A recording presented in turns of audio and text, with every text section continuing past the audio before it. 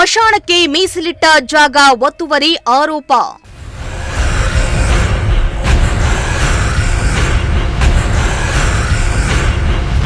ತಹಸೀಲ್ದಾರ್ ಕಚೇರಿ ಮುಂದೆ ಶವವಿಟ್ಟು ಪ್ರತಿಭಟನೆ.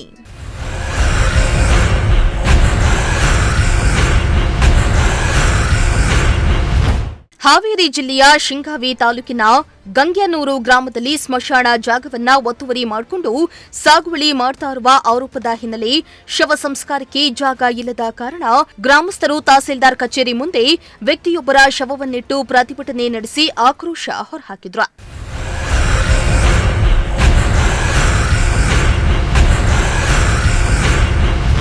ಇನ್ನು ಹಾವೇರಿ ಜಿಲ್ಲೆಯ ಶಿಗ್ಗಾವಿ ತಾಲೂಕಿನ ಗಂಗ್ಯನೂರು ಗ್ರಾಮದ ಶೇಖಪ್ಪ ಎಂಗಳಗಿ ಎಂಬುವವರ ಅಂತ್ಯಕ್ರಿಯೆ ನೆರವೇರಿಸಲು ಸ್ಮಶಾನ ಇಲ್ಲದ ಕಾರಣ ರೊಚ್ಚಿಗೆದ್ದ ಗ್ರಾಮಸ್ಥರು ಗೂಡ್ಸ್ ವಾಹನದಲ್ಲಿ ಶವವನ್ನ ತಹಸೀಲ್ದಾರ್ ಕಚೇರಿಗೆ ತಂದು ಪ್ರತಿಭಟನೆಯನ್ನ ನಡೆಸಿದ್ರು.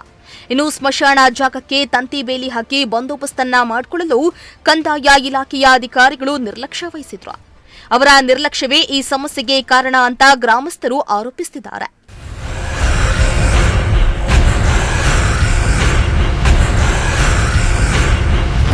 ಇನ್ನು ಸರ್ಕಾರದಿಂದ ಸುಮಾರು 2 ಎಕರೆಗೂ ಅಧಿಕ ಜಾಗವನ್ನ ಸ್ಮಶಾನಕ್ಕಾಗಿ ನೀಡಲಾಗಿದೆ.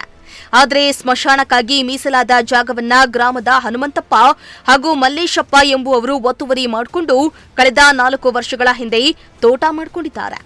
ಇದರಿಂದ ಪ್ರತಿ ಬಾರಿ ಗ್ರಾಮದಲ್ಲಿ ಯಾರಾದರೂ ಮೃತಪಟ್ಟರೆ ಶವ ಸಂಸ್ಕಾರಕ್ಕೂ ಜಾಗ ಇಲ್ಲದಂತಾಗಿದೆ. ತಕ್ಷಣವೇ ಒತ್ತುವರಿ ಜಾಗವನ್ನ ತೆರವುಗೊಳಿಸದಿದ್ದರೆ ತಹಸೀಲ್ದಾರ್ ಕಚೇರಿ ಆವರಣದಲ್ಲಿಯೇ ಶವ ಸಂಸ್ಕಾರ ಮಾಡುವುದಾಗಿ ಗ್ರಾಮಸ್ಥರು ಎಚ್ಚರಿಕೆಯನ್ನ ನೀಡಿದ್ದಾರೆ.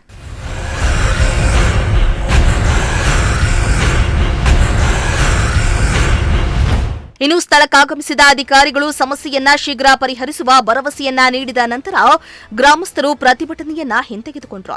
ಅಲ್ಲದೆ ಆದಷ್ಟು ಬೇಗ ಗ್ರಾಮದಲ್ಲಿ ಸ್ಮಶಾನ ಜಾಗವನ್ನ ಒತ್ತುವರಿ ತೆರವುಗೊಳಿಸಿ ಅಂತ್ಯಕ್ರಿಯೆಗೆ ವ್ಯವಸ್ಥೆ ಮಾಡಿಕೊಡುವಂತೆ ಗ್ರಾಮಸ್ಥರು ಆಗ್ರಹಿಸಿದ್ದಾರೆ.